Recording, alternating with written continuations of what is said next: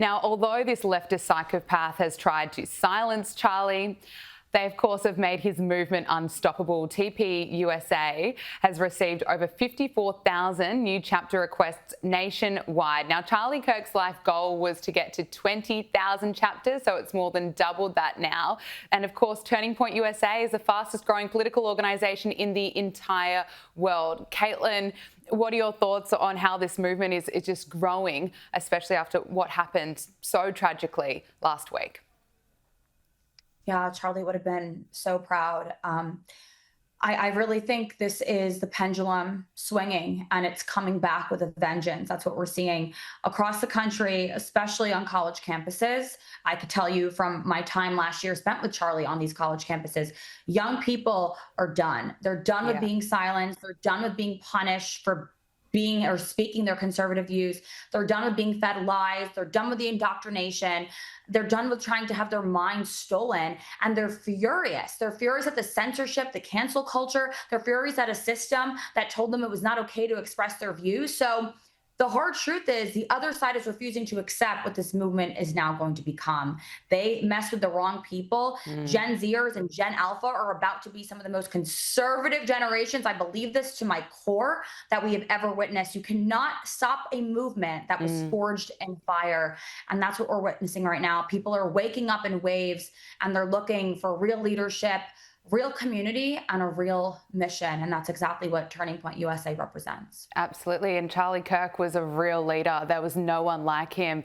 But I suppose the silver lining in this is we are seeing right now more and more young people feeling called to go to church for the very first time. And of course, Charlie wanted to be remembered for his faith. Are you seeing that? Are you seeing more and more churches being packed out, people buying Bibles? Talk to us about what you're seeing.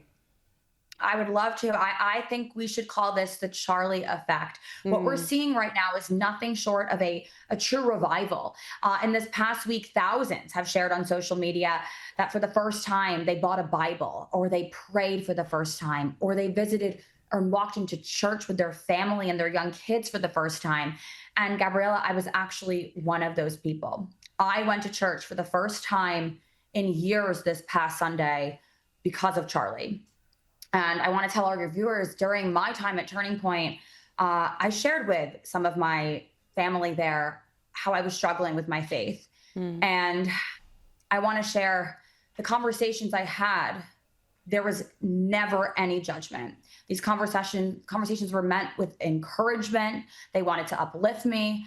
And those are the kind of people that Charlie hired. That's the kind of culture that Charlie built. That spirit that was trying to fuel everyone's faith. And I think that's what we're witnessing right now. It's inspiring a whole generation to reconnect with something real, something deeper and stronger, because this is so much more than politics. Yeah. And I can speak firsthand to that. I was one of those people, and I will continue to work on my faith in honor of Charlie. Thank you so much for sharing that with us. I know so many people can relate. And I tell you what, right here in Sydney, Australia, it is happening too. So many people are feeling called to go to church for the first time. And that is part of Charlie Kirk's legacy, the Charlie effect, as you put it. Now, this weekend, Charlie Kirk's memorial will be held in Arizona. And Turning Point USA has unveiled the massive speaker lineup, including, of course, Erica Kirk, President Trump, JD Vance, Marco Rubio, RFK Jr., Pete Hegseth, Tulsi Gabbard, Tucker Carlson, Stephen Miller. I mean, it's going to be powerful, it's going to be moving, and I'm bracing myself for it because we've had a lot of heartbreak, but I think it's going to be a really powerful memorial. Oh, yes, I will be there alongside my Turning Point family and colleagues and patriots from all over the country. And as you just mentioned, we have leaders and voices that I think will be able to speak to the gravity of what we just witnessed last week. And most in attendance, I think it's fair to say, if not all, will still be mourning and grieving. But I think also standing this weekend with unbreakable strength and determination is what we're going to see. We've witnessed this incredible resilience among Americans in this past week. And I think this gathering will actually be a chance to feed off of each other's energy, to feed off of that four-letter word that is so important right now, and that is hope.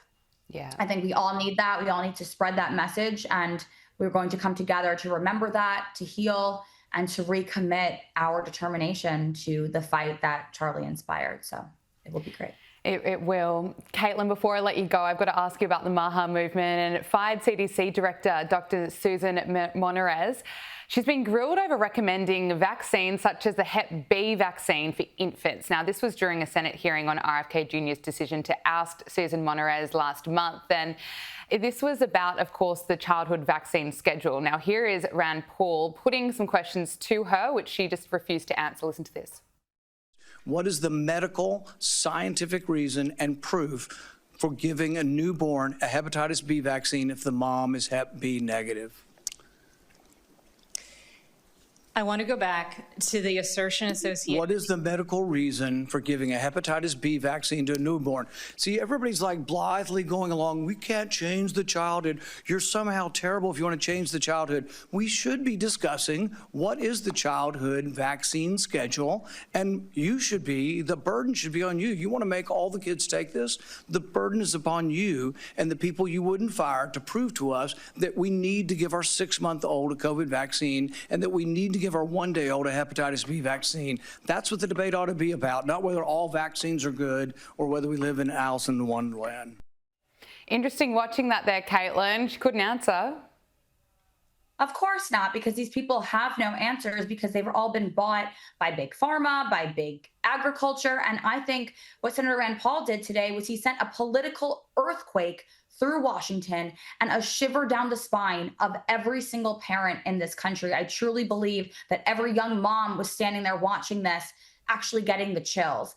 Former CDC director, she showed up today with anti-Trump lawyers and no facts. She was passing notes the whole time, whispering back and forth. And like you just alluded to, she had no answers. She had no answers for questions that every young parent or parent in this country really deserves. And Rand Paul didn't just challenge a bureaucrat.